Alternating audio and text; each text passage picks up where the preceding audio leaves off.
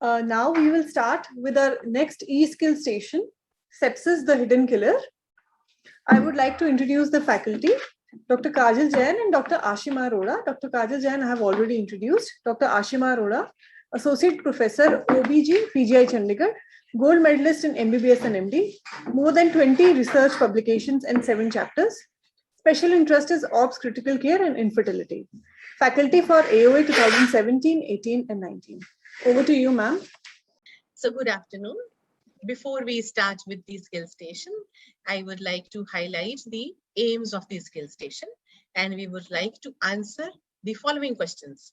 What is sepsis? Is obstetric sepsis different? What are the diagnostic criteria? Why do we fail to diagnose or suspect sepsis? And how to manage sepsis? So the definition and criteria of sepsis have been ever changing. For somebody, it is infection. For the others, it is fever. For others, it's leukocytosis, organ dysfunction, or shock. And we need more clarity and universality in the definition of sepsis. So as of now, the third international consensus definition for sepsis is that sepsis is an organ dysfunction because of a dysregulated host response to infection. So the culprits towards the sepsis is infection and the host.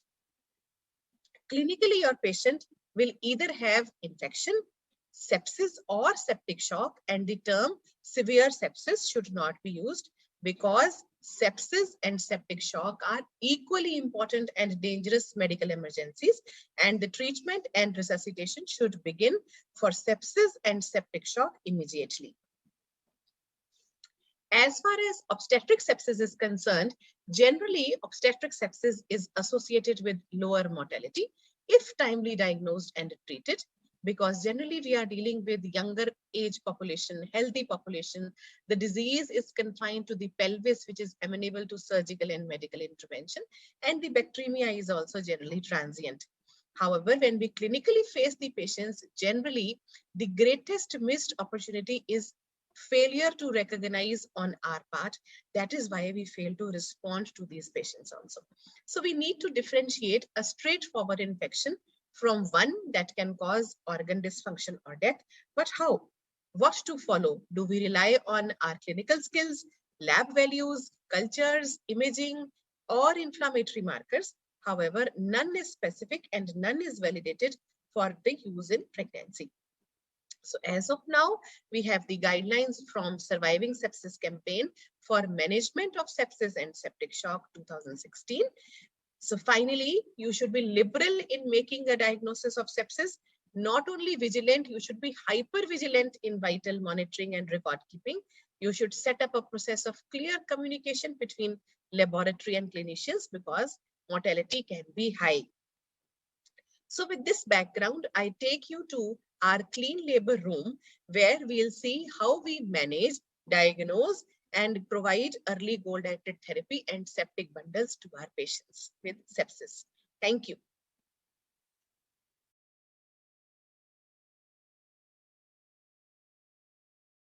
हाँ जी बताइए, hospital क्यों आना पड़ा? बुखार लग रहा है doctor साहब। कब से हो रहा है बुखार? ये 2 दिन से ऐसे डॉक्टर साहब। अच्छा, बुखार के साथ खांसी, जुकाम, गले में खारिश? नहीं, ऐसे तो कुछ नहीं है। उल्टियाँ और दस्त तो नहीं लगी? नहीं डॉक्टर साहब, ऐसे नहीं है। पेशाब में कोई दिक्कत? जी पेशाब में बहुत जलन हो रही है डॉक्टर साहब। कल 10 बार रात को जाना पड़ा। पेशाब में खून तो नहीं पड़ रहा है? नहीं ऐसे नहीं, लेकिन रुक रुक के बहुत आ रहा है पेशाब डॉक्टर साहब। इससे पहले प्रेगनेंसी में कभी ऐसी दिक्कत तो नहीं आई? नहीं, ऐसे कुछ नहीं डॉक्टर साहब। कोई बाहर से दवाई तो नहीं खाई आपने इस चीज़ के लिए? नहीं डॉक्टर साहब, कुछ नहीं। बुखार कितने तक का आ रहा है, आपने देखा था? कल देखा था डॉक्टर साहब, 102 तक गया था कल। अच्छा, उसके साथ कभी भी आ रही थी? थोड़ी बहुत होती है। अच्छा, अभी तो आपको बुखार नहीं है, लेकिन आप पेशाब और बुखार की हिस्ट्री दे रहे हो, तो आपको एडमिट करके पेशाब और खून की कुछ जांचें भेजेंगे और आगे रिपोर्टों के हिसाब से फिर ट्रीटमेंट करेंगे। तो आप दाखिल हो जाइए। ठीक है।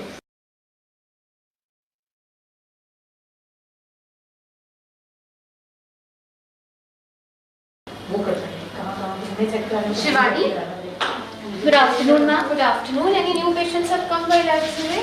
Yes, ma'am. Actually, दो patient आए थे. Okay. One of them I want to inform you, ma'am. Okay. Ma'am, she is a primary gravida. She Okay. is 36 weeker.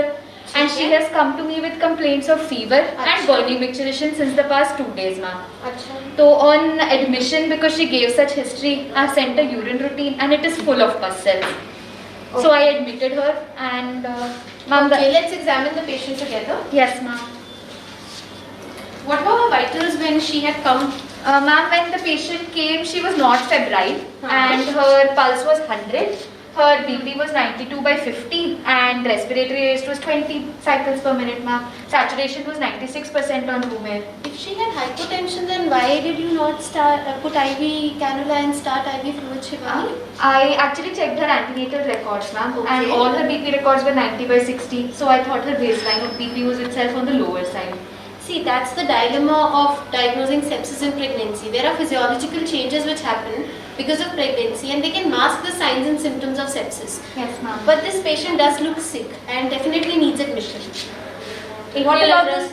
हाँ, देखते हैं. What about the status of the fetus? Have you done NST for this Yes, patient? ma'am, I did an NST for the patient and it showed fetal tachycardia with reduced variability, ma'am. Okay, and what about other investigations? Please collect them. Yes, ma'am. Ma'am, the patient has had one fever spike now of 101, which the nursing staff has informed me. Ma'am, her ABG shows metabolic acidosis and her lactate is 2.4, ma'am, with a total count of 24,000. Okay. यहाँ दर्द हो रहा है. सांस नहीं आ रही doctor साहब. See, the patient definitely looks sick and is a candidate for assessment by mu score. Okay, ma'am. Right? So we'll assess her based on the mu score. And, as per the parameters that you've told me, patient's mu score is around 6. Okay, ma'am. So we need to admit the patient to HDU.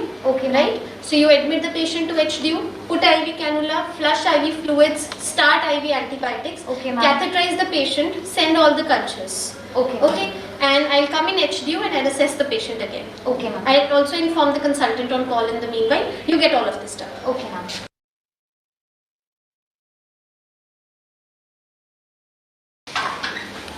Shivani, what is the status of the patient now? Ma'am, I think the patient has deteriorated clinically because she Let me just see her once. Yes, ma'am. Ma'am, her pulse is now 130. Her BP was 80 by 40.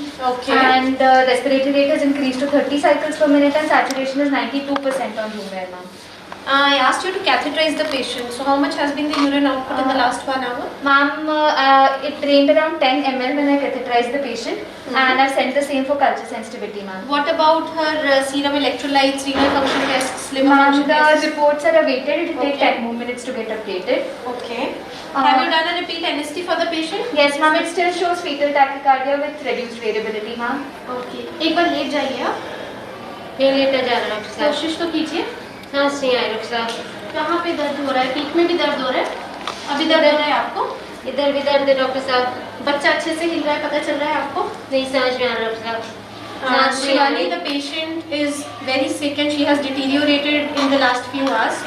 I think she has urosepsis with impending septic shock. Okay, ma'am. So I'll discuss about this patient with our anesthesia team and I'll also discuss the same with our consultant on call. Okay, ma'am. I think we'll shift the patient to ICU. In the meanwhile, you collect her investigations and you get her repeat ABG done. Okay, You ma'am. do stringent monitoring of her vitals and also keep an eye on input output. Okay, ma'am.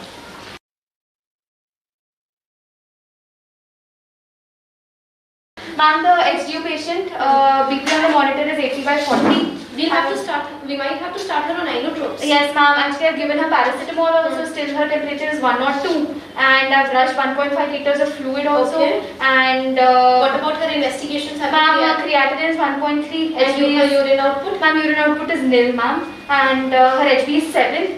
And I've already sent a requisition for blood cross. Okay, see, I've discussed about this with our consultant and the anesthesia team. We have to shift the patient to main ICU. Okay, ma'am. And they've started the process of preparing for the patient there. Okay, So ma'am. you explain it to the attendants, you tell about the prognosis of the patient and the condition of the patient. Okay, In ma'am. the meanwhile, we'll receive a call from there and we'll shift the patient to main ICU. Come, Okay, let's see the patient. Happen at times. Your patient is very sick and you are still managing your monitors. So while the patient is connected, we are seeing that patient is showing a heart rate of 147 and I'm not able to see. We are still waiting for the IBP. I think the team is connecting the patient to IBP, and the central line is also being placed because this patient also need invasive monitoring. Akriti, what is your plan? You are planning to do the conventional monitoring of hemodynamics? Please put your mic on. The arterial line has been inserted, and we have the invasive BP on the screen, and the central line has been inserted. So we see that the CVP is low, that is 4, and the BP is also low. So I would like to give 500 ml of NS. Are you really worried about this? What do you think from this screen? What do you make out? The patient is in sepsis or septic shock? Ma'am, the patient is in septic shock and needs crystalloids at present. You need to rush in more fluids? Yes, ma'am. I need to give a bolus of 500 ml of NS. Was she not given fluid in the Ma'am, septic she was given room? only 500 ml of She is not normal pouring urine saline. as well? You would Yes, like to ma'am. give still? But the CVP is still low, so I would like to give more fluid. So based on your CVP findings, Yes, ma'am. and your low blood pressure, And you would like to give some fluids. Yes, ma'am. How much fluid? 500 ml of normal saline bolus over 15 minutes. Okay, Shnaz, let's give her some fluids. She wants some fluids to be pumped in. So while the fluids are taking their action, let me show you what is actually going on in our body. This is what you see, the conventional hemodynamic parameters which we normally see and we treat our patients. Let us see what is actually going on when she is given a bolus of 500 mils of crystalloid over 15 minutes. So now this is another monitor which is telling you what is happening at the microcirculation level. If I have to explain you in details, and you look at the right side of the screen where you see at the top cardiac output, CO is cardiac output, that basically will show you what a product of mean arterial pressure and stroke volume. It should be between 4 to 6 liters for an average adult. And then the next one you see at the third one, which is blinking, is the stroke volume, with the normal values for which are around 60 and above. The second one is stroke volume variation. This is a measure of fluid responsiveness, and the numerical value for this is less than 10. Can I have the marker here? Somebody was having the pointer here. So actually, if you see at the extreme left, you see one steep curve. And that steep curve, if I remind you of your physiology days, happens to be the Frank-Starling curve. The Frank-Starling curve, just in broad, if you just revise it generally, it just says the amount of stretch will determine the quantity of blood pumped out the next time. So basically, if you give volume, the heart will pump out better. So on the y-axis, we give the stroke volume. The y-axis, we give the stroke volume, and here we plot the preload. So the steep part of the curve just tell you the patient needs some more fluid and can respond to fluid. So this patient is, when she is also thinking that this patient needs more fluid, well, the internal dynamics are also telling you, yes, she does need some fluid, because she needs to be on the plateau part of the curve to be volume resuscitated. So basically the Frank-Starling curve, the cardiac output, the stroke volume variance, the stroke volume, everything is telling you that the patient needs more fluid, and her systemic vascular resistance is showing you that she's vasodilated. So she needs to be treated for septic shock. Let us see what she does next. So it's been 15 minutes, Akriti, and we have not been able to chase her blood pressure.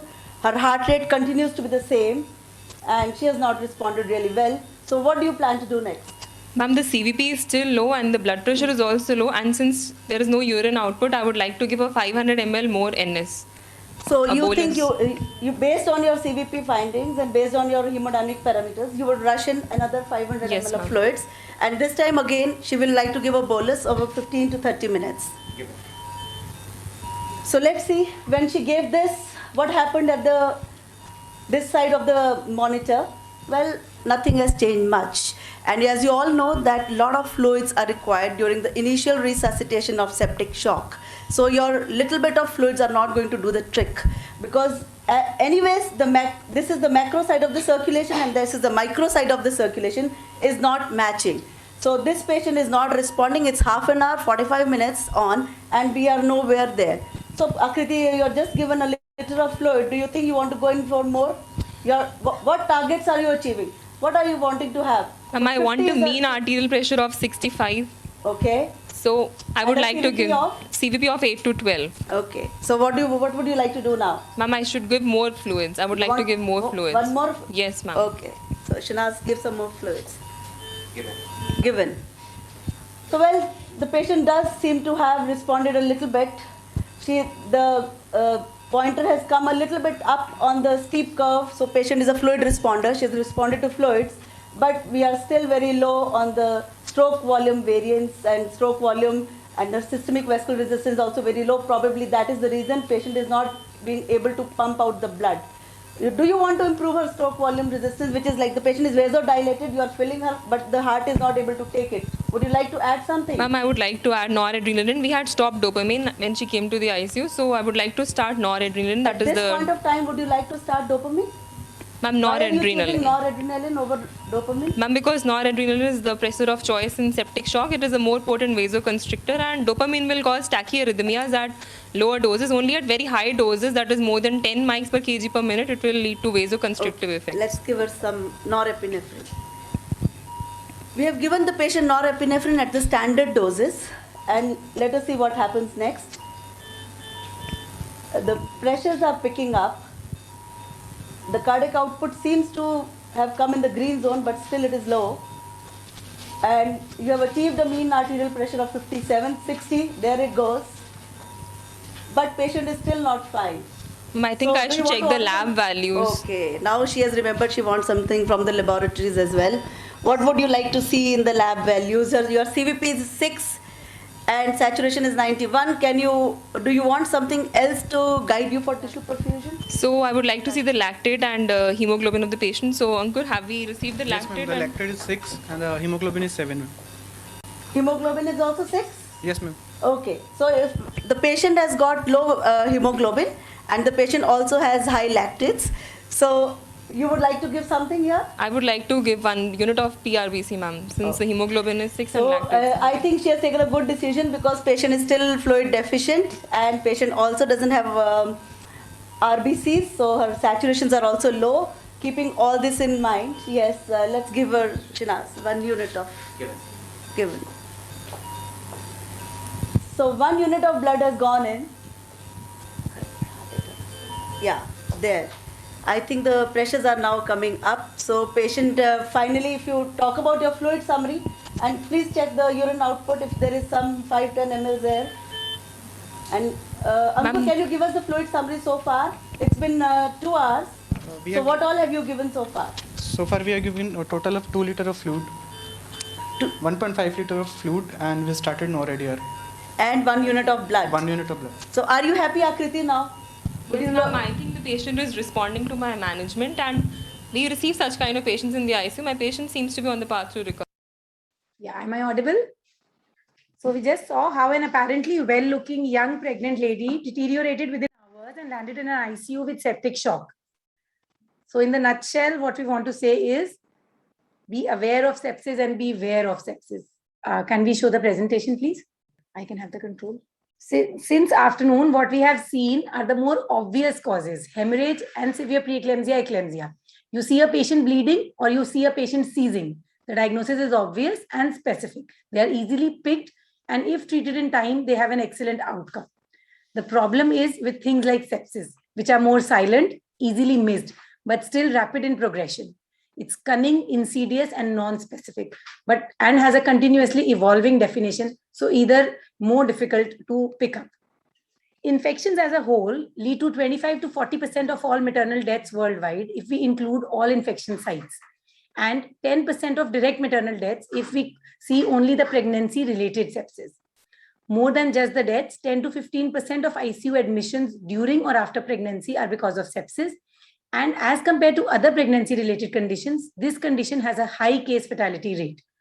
Not only the maternal lives are lost, it leads to a significant perinatal loss, with even up to the tune of 40 to 50% of stillbirths in low middle income countries are related to maternal infections.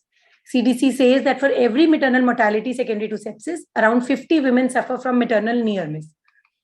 Hence, this is a diagnosis we must make in time and learn how to treat. The definition of sepsis is evolving. Initially, we had 3 distinct stages where SIRS plus infection was what was called as sepsis. Severe sepsis was when this led to an organ dysfunction, and septic shock was when additionally the patient was not responding to fluids. However, with time, we have realized that there is nothing called severe sepsis because every sepsis can be potentially life-threatening. So sepsis is either sepsis or septic shock.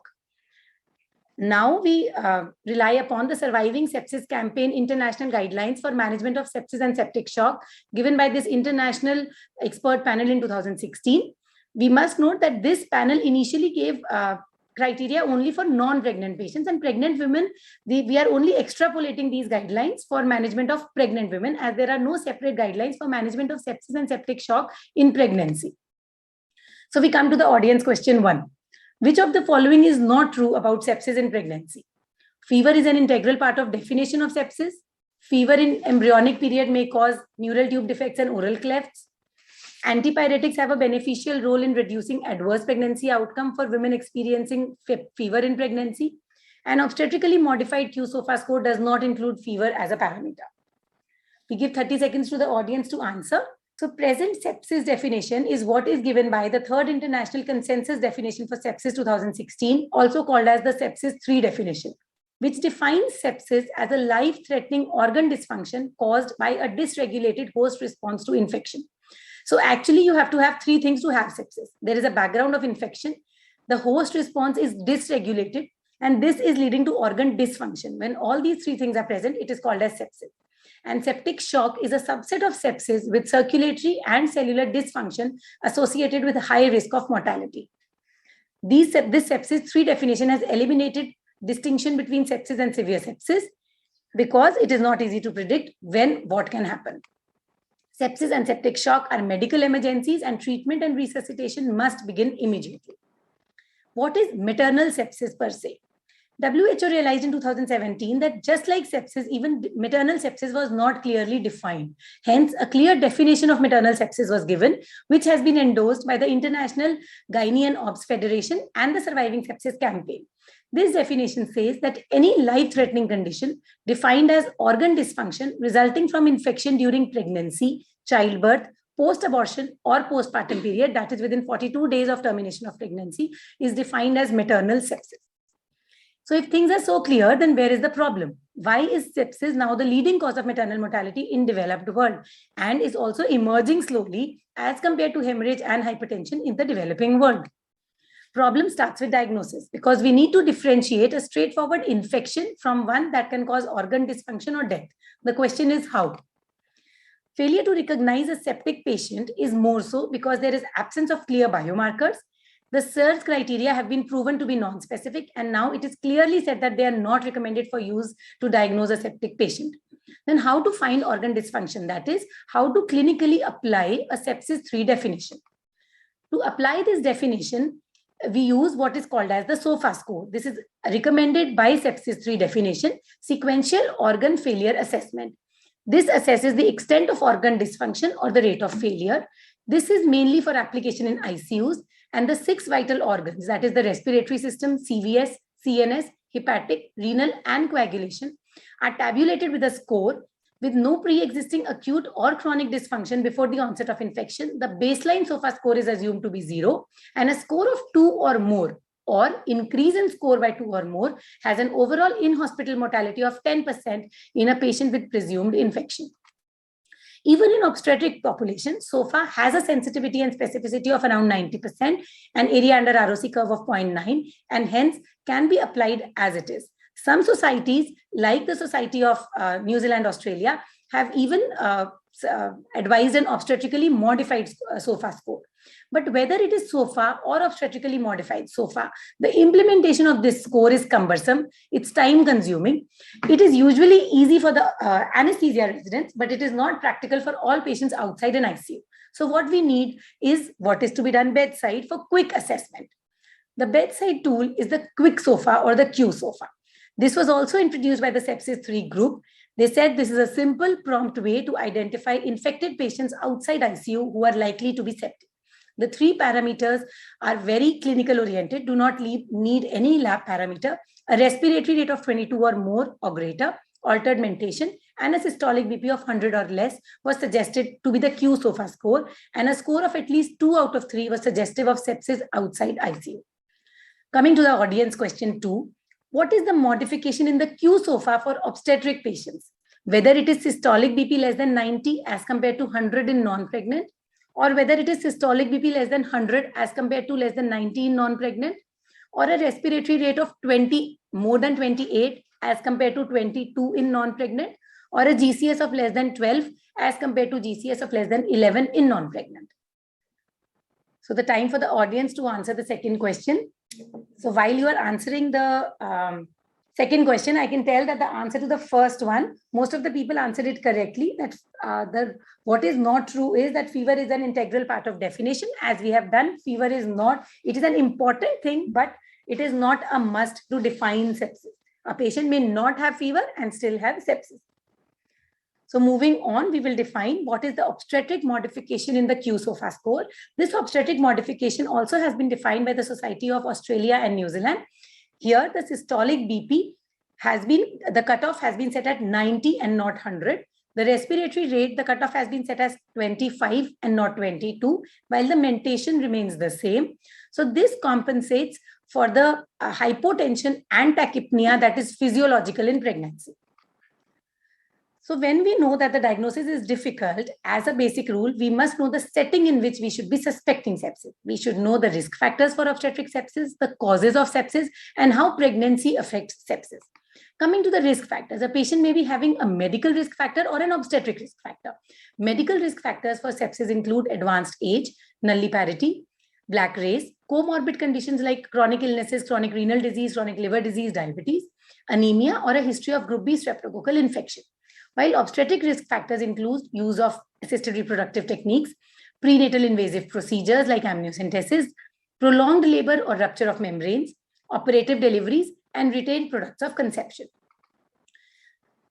Over time, the rates of sepsis have decreased. These are because of some proven means of prevention, such as routine use of prophylactic antibiotics prior to operative delivery, and routine screening and treatment of asymptomatic bacteriuria and sexually transmitted diseases during pregnancy have been proven to decrease sepsis, and hence these must be done as a standard of care. Coming to the causes of sepsis, again, there are various types of infections that can occur during pregnancy. There can be infections specific to pregnancy like chorioamnionitis, endometritis, or a surgical site infection after a cesarean section. Infections exacerbated by pregnancy like urinary tract infections and hepatitis E, and infections occurring incidentally in pregnancy which can occur with equal intensity in a non-pregnant population as well, like lower respiratory tract infections and tuberculosis. In spite of a thorough evaluation, the source of infection is not identified in 25 to 30% of cases of maternal sepsis. As a rule, always remember that if you're not able to find the cause, most of the infections during the antenatal period are extrauterine in origin, and most of the infections in post-abortal or postpartum period are of the genital origin. So we go to the audience question number 3. What is true about etiology of sepsis? Non-infective conditions do not mimic sepsis in pregnancy, and hence diagnosis of sepsis is usually easy. Maternal death from sepsis is most commonly caused by group A streptococcal infection. Staphylococcus is the commonest cause of maternal bacterial infection, and sepsis during pregnancy is commonly fungal in etiology. You have to point out what is true out of all these 4. While you are answering this one, we go to the answer to the previous question, where we had asked what is the obstetric modification in the Q-SOFA, and as I've highlighted, it is the systolic BP cutoff, which is 90 and not 100 in the out of the options given. Though some people got confused between the 2 options, which were about the comparison of the BP. So please remember, in the normal population, less than 100 is dangerous. In the obstetric population, less than 90 is given importance because of the physiological hypotension during pregnancy, the vasodilatation that occurs. So I hope audience have answered this question as well till now. We move on and come to the causative organisms of sepsis in obstetric population. As compared to non-pregnant adults, where gram-positive bacteria are the most common causes and only 5% cases are polymicrobial, in the pregnant population, especially during puerperium, the infections are commonly polymicrobial. The aerobes commonly include the group A and B strep, staph, and the gram-negative E. coli, Klebsiella, and Proteus, while the anaerobes include the Peptococcus, Peptostreptococcus, Bacteroides, and Fusobacterium. In the last decade, there has been a marked increase in severe infections caused by beta hemolytic group A strep, to the extent that the group A strep, the maternal death from sepsis is most commonly caused by group A strep. So I've come back to the slide with the audience question, showing you that the, option number 2 is the correct option here, that maternal death from sepsis is most commonly caused by group A streptococcal infection. Fungal systemic infections are rare in pregnancy, and no positive organism is identified in spite of all efforts in about 1/3 cases of maternal sepsis. Coming to the effects what pregnancy has on sepsis.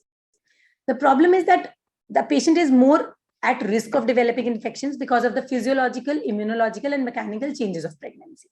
Also, there is a high rate of surgical interventions in the peripartum period. The placental bed is highly vascular and closely related to maternal circulation. So there is quick bacteremia in sepsis from the placental bed. And now there is a setting, and also the diagnosis become delayed because there is considerable overlap between normal changes of pregnancy and clinical manifestations of sepsis, most importantly, vasodilatation, tachycardia, and tachypnea. Coming to the audience question, what is not true about investigations in sepsis?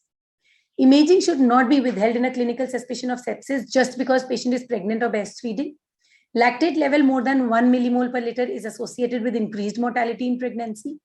Sampling site, whether arterial, venous, or capillary, does not affect the lactate results. And normal arterial pH range in pregnancy is 7.4 to 7.47, that is slightly alkaline. So you have to tell which one is not true. Imaging should not be withheld. Lactate more than 1 is associated with increased mortality. Sampling site does not affect lactate. And normal pH is alkaline. You have to tell me which is not true. So coming upon what is the role of investigations when you are seeing a maternal sepsis. Ideally, what would you need in a biomarker? You want any biomarker to identify sepsis at an early stage, differentiate sepsis from other non-infectious inflammatory states. It should predict severity and prognosis, and it should guide you whether to escalate or de-escalate your treatment. So there are 4 biomarkers, common ones, which have been suggested as biomarkers for sepsis in non-pregnant as well as in pregnant patients. TLC, CRP, Procal, and lactate. So let's see the role of each. Elevated TLC may be normal in postpartum period because of the physiological leukocytosis of pregnancy as well as the effect of labor. Mean TLC in a laboring patient ranges from 10 to 16,000, and even has been said that even up to 29,000 TLC has been noted to be physiological in a lot of patients. So don't rely too much on TLC alone. Better look for a rising neutrophil count and a left shift, what is called as bandemia. Coming to CRP, it is non-specific and it is more so for inflammation rather than infection alone. Procal appears to be more specific for bacterial infection.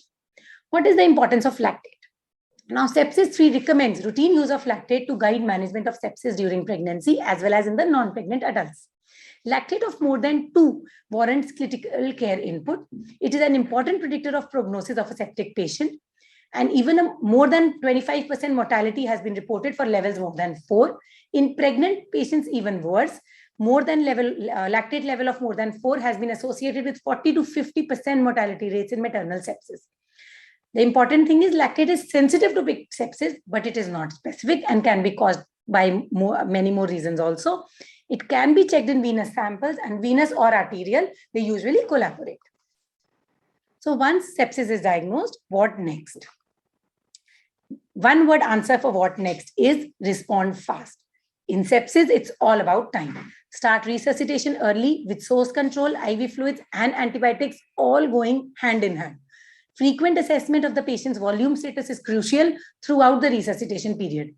Target of resuscitation is to normalize lactate in patients with elevated lactate levels as a marker of tissue hypoperfusion. So we come to the next audience question. You must have realized that the answer to the previous one was that it is not lactate more than 1, but a lactate more than 2, which predicts severity.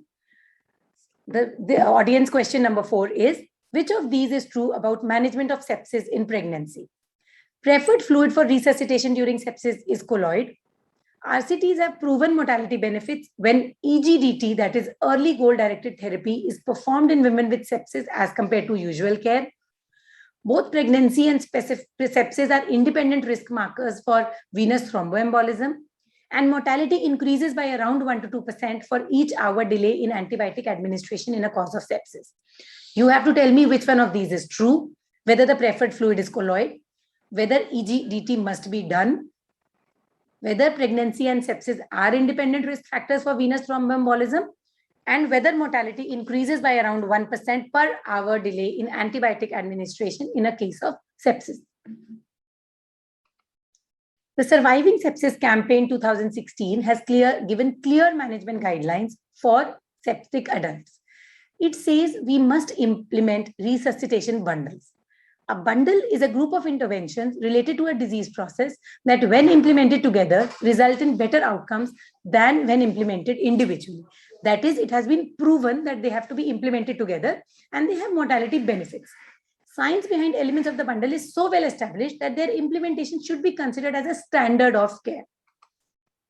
Coming to the bundles, what was initially advised was that to be completed within 3 hours is correction of lactate, blood cultures to be collected, administer broad-spectrum antibiotics, and administer 30 ml per kg of crystalloids for hypotension or a lactate of more than 4. And what should be completed within 6 hours is starting vasopressors if the patient is not responding to fluids alone. Persistent hypotension is there, then measure CVP or the central venous oxygen saturation, and remeasure lactate if initial was elevated. However, now it has been realized that 3 hours and 6 hours is too late. What you have to rely upon is the golden hour. That is, within 1 hour, what you have to do is the standard 5 things. You have to measure lactate and remeasure if it was more than 2. Obtain the cultures, not only from blood, but all suspected focus of infection, whether it be a throat swab, urine sample, vaginal swab, placental swab, CSF, a wound site, whatever.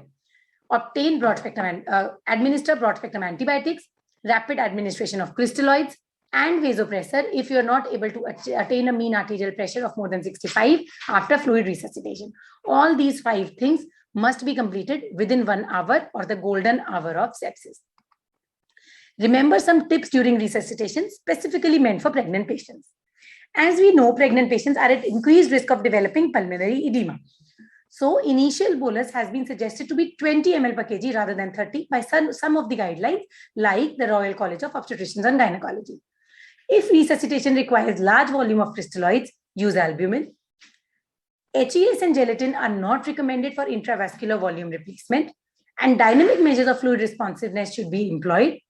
Passive leg raising, point of care ultrasound for IVC diameter, pulse pressure variation, or stroke volume variation for guiding fluid therapy are recommended to be used for management of pregnant adult septic patients. Besides just the fluid administration, remember that specific anatomic diagnosis of sepsis requiring emergent source control must be identified or excluded as rapidly as possible in patients with sepsis or septic shock. Do not withhold imaging when needed, just of the fear of radiation exposure to the fetus. Coming to the role of antibiotics. Administration of intravenous antimicrobials must be initiated as soon as possible once a diagnosis of sepsis is made, or maximum within 1 hour for both sepsis and septic shock. The choice of antibiotics should be based on the presumed source of infection, the likely causative organism, and the local pattern of antibiotic sensitivity and resistance. It is recommended that institutes must have local antibiotic policy in accordance to the common causative organisms and the antimicrobial sensitivity patterns. And hence, there must be a standard of care for HDU and ICU that which infection, what organism is suspected, and what antibiotic must be given, because this antibiotic has to be given really fast rather than all this thinking to be done at that time. The timing of antibiotic, it really matters more than you can imagine, because every additional hour without effective antimicrobial therapy can increase the risk of death in patients with hypotensive sepsis by 7 to 8% during the first 6 hours. So each hour increases the mortality by 7 to 8% and not just 1% as asked in the question. When do we think of an ICU setting for a septic parturient? Transfer to critical care is indicated if the patient is hemodynamically unstable, needs vasopressor support, or mechanical ventilation. And in these settings, a multidisciplinary care is recommended, has a proven mortality benefit. Coming to the vasopressors for a septic parturient, there are no specific guidelines for vasopressors in pregnancy with septic shock. The goal is to keep a mean arterial pressure at 65 or more. The first line of vasopressor is noradrenaline. The second line is vasopressin and adrenaline. Dopamine can cause arrhythmias, used only in women with low risk of tachyarrhythmias and bradycardia. In the rare setting of septic myocarditis, butamine may be chosen. However, as a standard of care, what we need to remember is NOR-ADR is the first line of vasopressor for a septic pathogen. There are a lot of ancillary things that need to be taken care of. The blood sugar targets must be kept to less than 180. The role of corticosteroids is controversial. Even RCTs have been performed. Cochrane review also says that final word cannot be given. It is controversial. Intravenous immunoglobulins, literature says it is a useful adjunct to antibiotics, particularly during severe invasive staphylococcal and streptococcal sepsis, even in obstetric settings. As we know, the mechanism of action for IVIG is that dysregulated cytokine release causes endothelial dysfunction that leads to hypotension, hemoconcentration, macromolecular extravasation, and edema. And IVIG works against this. Coming to a very, very important concept, that is timing and mode of delivery. Because when a septic patient is shifted to ICU, the first concern of the anesthetist from an obstetrician would be, please, whether you want to deliver the patient fast or you want to wait. So there is enough literature to say that there is, considering immediate delivery without stabilizing maternal condition markedly worsens the maternal prognosis unless the underlying cause is intrauterine infection. Many international OBG bodies have strongly recommended against immediate delivery for the only indication of sepsis and state that obstetric indications must dictate the timing of delivery. Also, in a septic patient, remember that operative delivery is associated with a 6-fold increased risk of ICU admission as compared to a vaginal delivery. So do not think that performing a section straight away would be an easy way out. It could be faster, but it is much more morbid for the patient. Coming to specific anesthesia concerns in a septic patient. Overall, use of neuraxial block is usually not recommended, though it can be individualized. This is because hypotensive patients do not tolerate the sympathetic block and intense vasodilation following spinal anesthesia, and there may be associated coagulation abnormalities or thrombocytopenia due to sepsis. Hence, the usual mode of anesthesia is general anesthesia. For GA, drugs which preserve hemodynamic stability like ketamine should be used, and decision to extubate or directly transfer to ICU should be based on clinical condition of the patient. The analgesic regimens should avoid nephrotoxic drugs such as NSAIDs. Puerperal sepsis as compared to other causes of sepsis in a pregnant lady are still having a better outcome as compared to other patients because these are younger women, overall healthy. Pelvis is much more amenable to surgical interventions as compared to bacteremias or lung infections. And these bacteremias are usually transient. Still, failure to recognize sepsis, antibiotic failing, or failure to remove the source leads to missed opportunities in patients with P-sepsis, puerperal sepsis per se, which can lead to high morbidity and mortality. To conclude, we must remember the basic rules. Try to identify the site of infection fast, know the bug, know the susceptibility in your setting. Don't delay, hit hard, hit early. But once you get the cultures, don't overtreat. Be ready to de-escalate the treatment. Assess daily or even faster, more frequently for clinical improvement. And if there is a slow or no response, search for reasons for the same. Thank you. Dr. Ashima and Dr. Kajal, we have few questions from audience. So what is the role of colloid in initial resuscitation? So, well, colloids are not indicated as such because as such preeclamptic parturients, they are having, these parturients, they're having a low oncotic pressure. So what RCOG rather recommends that you go lower on the volume, like in non-pregnant patients, we have 30 mils per kg. Here, they recommend 20 mils per kg. So plus there are coagulation abnormalities, there are renal derangements in these women. So there is a word of caution to be used for colloids. Okay.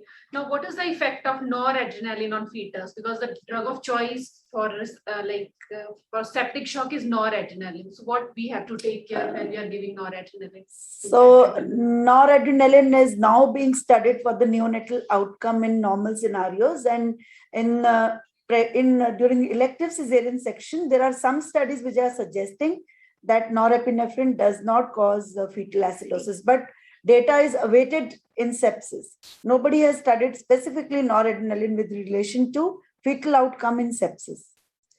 Yeah, but still there is whatever we have out of that, our message should be that for that time, the maternal hypotension will do more harm to the fetus rather than the noradrenaline. So maintaining a mean arterial pressure of more than 65, if we need a vasopressor, please go ahead, because the hypotension will cause much more harm than a drug which may potentially cause a harm. There is no, there is enough literature, as ma'am said, Absolutely. that the fetal acidemia is not there, though not in sepsis per se, but overall, we if a vasopressor is needed, NOR-ADR must be used. Thank you so much. Thank you. Thank you. Thank you very much. And this has been a very engaging session. And I'll call upon Dr. Ankita to declare this session closed and to announce the next session.